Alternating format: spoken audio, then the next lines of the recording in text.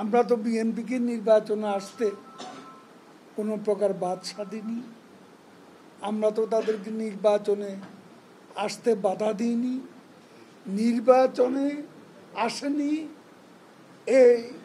এর জন্য তারা যে গ্রেভ মিস্টেক করেছে সেটা মূল্য তাদেরকে দিতে হচ্ছে এবং আগামী দিনে আরো মাসুল গুনতে হবে, এতে আমাদের কোনো দায় নেই।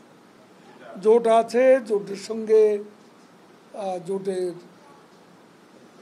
চেয়ারম্যান আমাদের নেত্রী প্রধানমন্ত্রী দেশরত্ন শেখ হাসিনা, তিনি নিজেই প্রেস কনফারেন্সে বলেছেন যে জোট আছে এবং জোটের সঙ্গে আমি যথাসময়ে বসব আলাপ আলোচনা, নির্বাচনে অংশগ্রহণকারী স্বজনদের উৎসাহিত করতে পারে। এটা তার বক্তব্যে ছিল বলে আমার মনে হয় না, আমি নিজেই পড়েছি।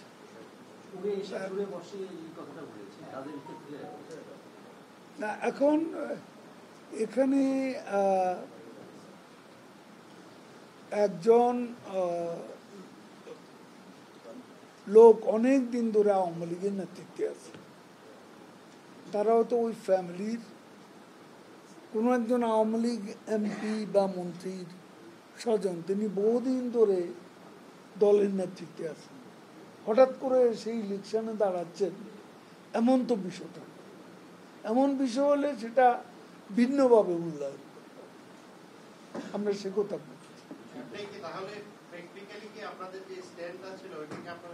আমরা কোন স্ট্যান্ড থেকে জি না, আমরা চাপা দিইনি। মনে রাখেন, আওয়ামী লীগ ৭৩ জন এমপিকে মনোনয়ন দেয়নি, ২৫ জন মিনিস্টারকে ক্যাবিনেট থেকে বাদ দিয়েছে।